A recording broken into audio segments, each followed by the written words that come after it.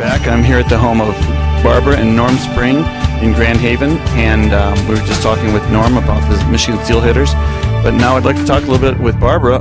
Barbara is the author of The Dynamic Great Lakes and numerous poetry books. And Barbara, we're glad to have you here as well. Thank you for welcoming us into your home. Tell us a little bit about your experiences as a writer and what inspired you to write The Dynamic Great Lakes. Well, The Dynamic Great Lakes is a lot of what Norm said. It has the fish. I became very interested in what he would bring home, and so we've sampled all of those in the kitchen. And I thought people should have kind of a primer on the Great Lakes. This includes all 5 Great Lakes and the connecting waters.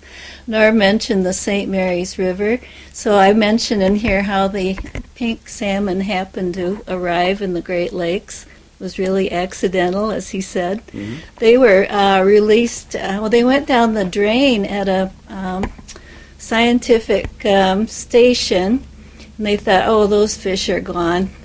But then here they come. They're trying to get back up the drain, and they've been there ever since. And some of these stories are so interesting. But this is a green book. You know, we were into green long before Earth Day.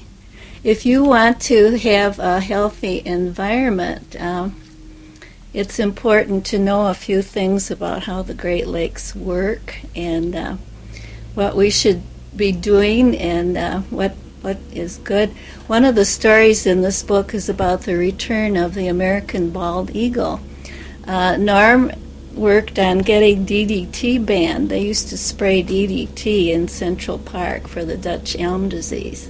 So we would see these robins in their death throes, and we had small children at that time.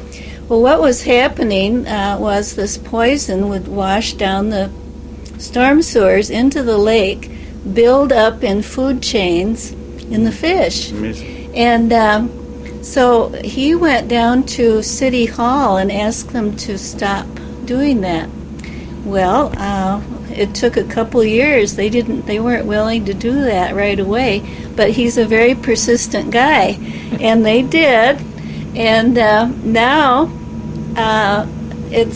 we formed a pesticide council at Michigan State University with quite a few different people, and managed to get it banned in Michigan. And there were a couple other early states too. New Jersey was one, but it was banned in the U.S. So our fish are a lot healthier than they used to be. Well, it's interesting how just a local concern about caring about birds led to something that helped the Great Lakes and helped the fish. Yes, and the eagles, I'm just thrilled when I see eagles come back. That's how I start the book, with the eagle, and then talk about food chains, because some people aren't aware of how things can magnify through the food chain. It starts on the small level with the plankton, and then the larger biota that eats that, the fish. Well, we're not at the top of the food chain. The eagle is, but we're pretty close to the top of the food chain. So this is a book that gives information about that sort of thing, and also many other things about the invasive species in the Great Lakes. It covers zebra mussels. Now we've got the quagga mussel, and I just was working on an update to the book, so we're going to get a 4th edition coming out pretty soon. Well, when did the book first come out? When did you write the book? This came out in 2001, and it does have the zebra mussel and the quagga mussel in it. But one thing I included was the problems in the update, the problems that these invasive little tiny clam-like creatures are causing. We knew that they were clogging up water intakes, but on Lake Ontario it became serious when they created a lot of algae that got into the water intake systems of nuclear power plants. 3 nuclear power plants on Lake Ontario. Now, the personnel were alert and they caught the problem. But the quagga and zebra mussel are causing all kinds of havoc, and we need a good solution to some of these problems.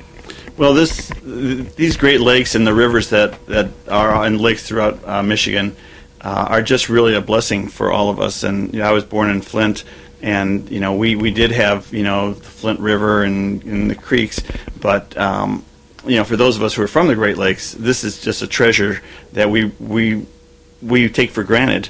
But here in West Michigan, we have these beautiful beaches, and people come from all over the world, literally, to come to the Great Lakes.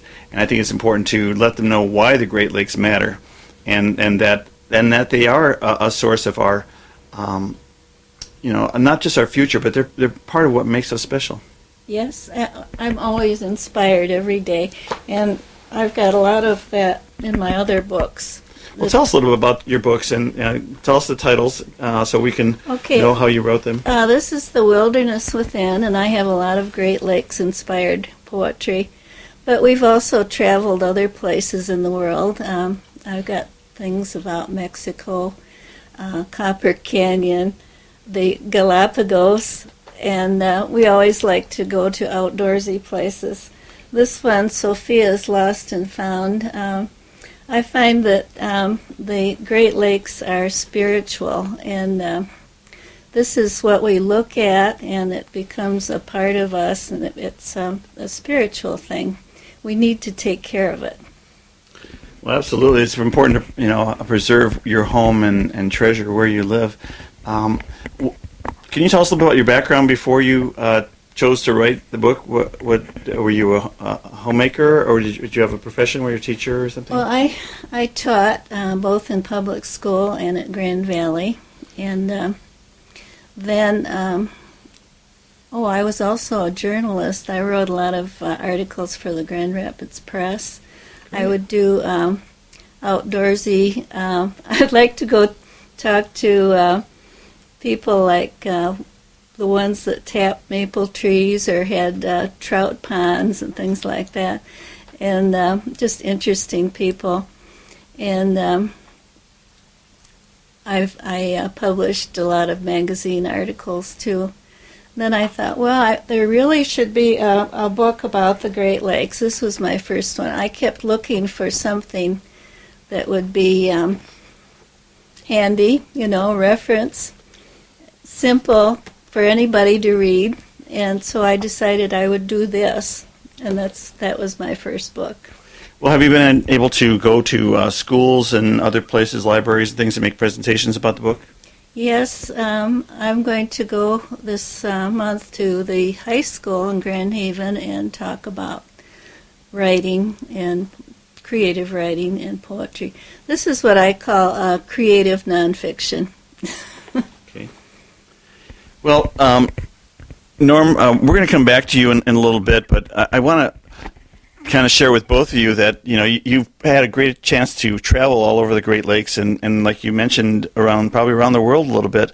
What has that done for you in terms of, as a couple, being able to share these experiences?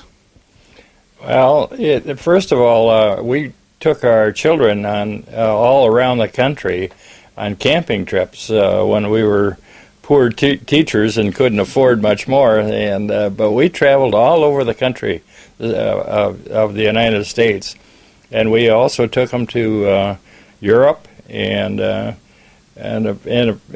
few other places, but we just constantly, as a family, traveled together. And of course, Barbara and I have since then have taken several trips without the children because they're growing up and they're late 40s and 50s now, and so we are doing our own thing. Well, good. Well, listen, we're going to come right back and stay with us on Where Do We Go From Here?